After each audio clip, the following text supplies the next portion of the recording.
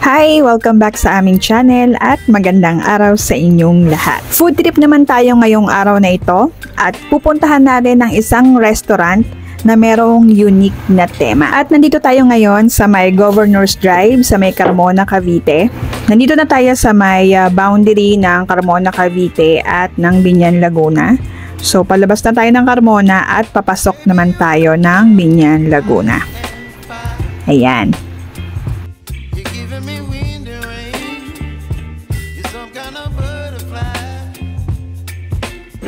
Isang restaurant ang pupuntahan natin ngayon guys na located dito sa Biñan, Laguna. Nakita ko lang siya sa Facebook. Medyo kakaiba siya kasi camping themed yung restaurant na to. Pang-camping yung vibes ng restaurant na pupuntahan natin. Kung mahilig kayo sa mga outdoor at mga nature tripping, pwedeng-pwede nyo siyang itry. At nakita ko din sa Facebook page nila na meron din silang live band pag weekend naman yon.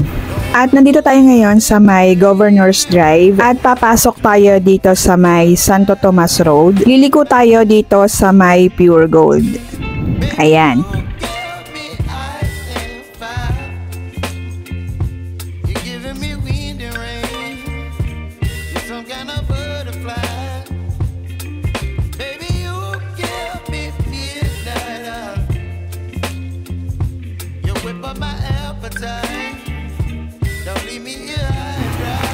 Ayan, dire-diretso lang siya guys.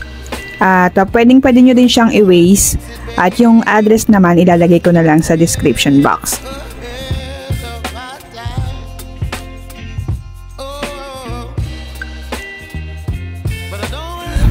Yan, papasok naman tayo sa loob ng subdivision. South City Homes. Ay, sir. Kampilim po. Restaurant. Sa dulo lang. Dulo, Alphamart, kanan. Pangatlong kanto po, kaliwa po kayo. Sa may iglesia ni Cristo po. Okay. Thank you po.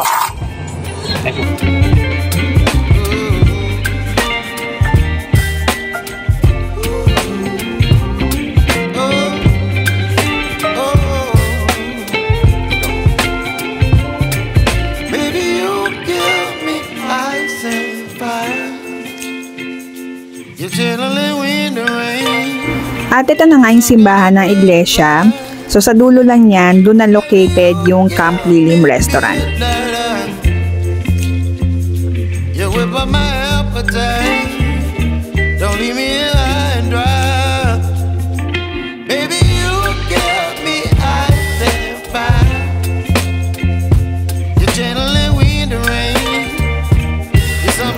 Yan, at eto na siya guys. At kung mapapansin nyo, malawak yung kanilang parking lot. Napaka-relaxing ng ambience dito.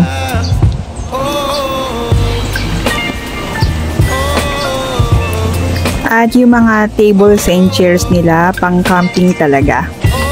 So para ka talagang nagka-camping sa ilalim ng mga puno. Meron din silang camping tent dito, so para ma-feel nyo talaga na nagka-camp kayo kasama ng mga barkada at pamilya ninyo. Ito naman yung kanilang mga menu. Yan. So meron silang sandwich, may mga grilled foods din sila,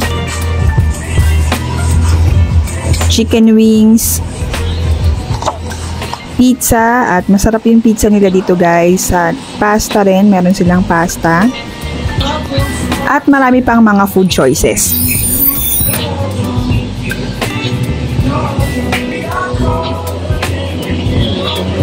Habang naghihintay kayo ng order ninyo, pwedeng-pwede kayong lumibot-libot muna at magpa-picture.